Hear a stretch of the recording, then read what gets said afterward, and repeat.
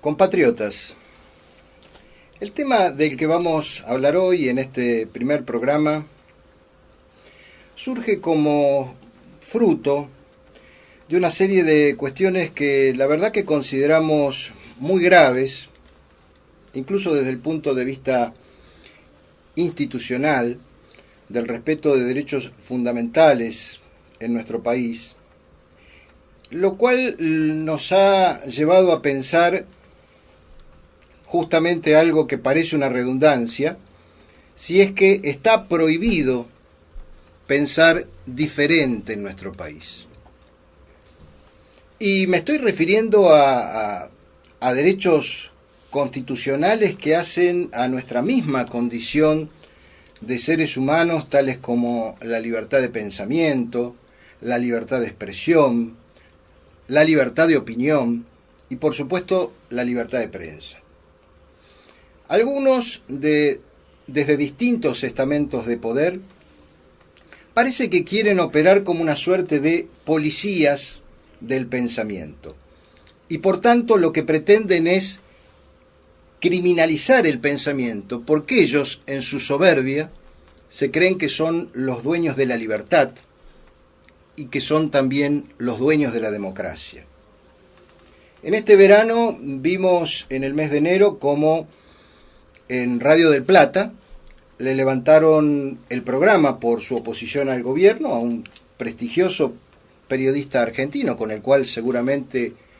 a lo mejor no coincidiremos ideológicamente en una cantidad de cuestiones, pero nadie duda que es un muy prestigioso periodista argentino con una larga trayectoria, que es el doctor Nelson Castro, por su oposición al gobierno. Desde, claro está, más allá del nombre del grupo, Electroingeniería, en realidad el monje gris o el monje negro detrás de esa decisión es Sergio Spolky. Sergio Spolky, que es el verdadero dueño de Radio del Plata, incluso ahora compró Radio América. Y entonces habría que preguntarse, ¿quién es este señor Sergio Spolky? ¿De dónde surgieron estos fondos o estos capitales para empezar a comprar tantos medios? Y para aquellos que tenemos buena memoria, recordamos que Sergio Spolky era el tesorero de la AMIA, es el sobrino de Alberto Spolky, el que vació el Banco Patricios, el socio directo de Rubén Baraja, entre ellos, vaciaron el Banco Mayo y el Banco Patricios, perjudicando a la propia comunidad a la que ellos pertenecen, es decir, a la comunidad hebrea o a la comunidad judía, de la cual Baraja en ese momento era el secretario general de la delegación israelita en nuestro país. Pero Sergio Spolky fue un caso muy particular, porque en ese momento estaba el gobierno de Menem y Menem había establecido por un decreto presidencial que todos los meses se iba a entregar 1 millón de pesos, en ese momento equivalía a $1 millón, a la AMIA en compensación o en reconocimiento por parte del Estado como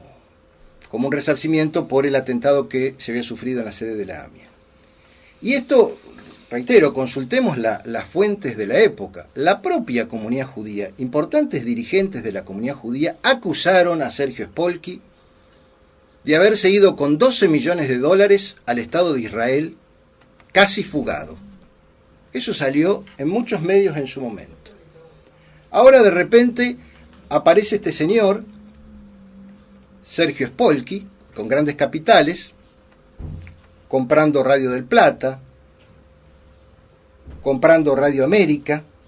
siendo en cierta forma funcional a esta obsesión kirchnerista de censura a los opositores y a controlar la prensa. Y coherentemente con esta actitud, fíjense, unos días después que Spolky lo echa a Nelson Castro de Radio del Plata, se presenta mediante una denuncia penal, como si tuviera alguna autoridad moral para algo, contra el obispo católico Richard Williamson por las opiniones disidentes que él tenía respecto de determinados hechos de la Segunda Guerra Mundial. Es decir, que este primer caso de Nelson Castro nos lleva a este otro segundo caso del obispo católico Richard Williamson, un caso que incluso no solamente tomó dimensiones nacionales, sino internacionales, pero fundamentalmente repercutió en nuestro país por la residencia de este religioso en La Reja, en la provincia de Buenos Aires. Y todo esto fue a partir de una opinión que incluso no lo brindó como una afirmación, sino como una duda personal respecto de si habían o no existido las denominadas cámaras de gas durante la Segunda Guerra y respecto de la cantidad de millones de víctimas durante ese conflicto, que él decía que no habían sido 6 millones de judíos, sino habían sido 200.000 o 300.000. Este religioso lo que aclaró que él no era historiador, que a él le había generado una duda razonable una cantidad de trabajos o de estudios que se habían hecho desde el denominado movimiento de revisionismo histórico. Bueno, se armó, en fin, un escándalo descomunal que incluso concluyó con la expulsión de Williamson del país, incluso por un decreto firmado por el ministro del Interior Randazzo, en el cual no aducían evidentemente una criminalización de la opinión, sino se excusaban o se basaban en alguna formalidad no cumplimentada por este extranjero residente en la Argentina. Y uno lo que cabría preguntarse es si evidentemente la causa de la expulsión del país fue que Williamson no había cumplido con alguna formalidad, pero estaba desarrollando evidentemente actividades lícitas en nuestro país. Esto abre un importante interrogante, porque si a Williamson se lo echó de la Argentina por no cumplir algunas formalidades inmigratorias, me pregunto, y le pregunto a nuestra audiencia, ¿qué pasa con los 4 millones de inmigrantes ilegales que hay en nuestro país? Y las opiniones de Williamson podrán ser cuestionables o no, pero no vino a poner un locutorio trucho, no vino a ocupar una casa, no vino a instaurar un centro de narcotráfico, como pasa, por ejemplo, en determinados emplazamientos, incluso inmigratorios, en la propia capital federal. Hubo sin duda también por razones políticas, no teológicas, a no ser que pensemos que, bueno, se va a generar toda una religión respecto de no creer o creer en determinadas cuestiones de la Segunda Guerra. Por eso digo, por estrictas razones políticas también hubo una reacción negativa del Vaticano. Lo que llama la atención que este gobierno, que siempre se ha manifestado tan en contra de la Iglesia, tan refractario a las políticas vaticanas, ahora sean más papistas que el Papa.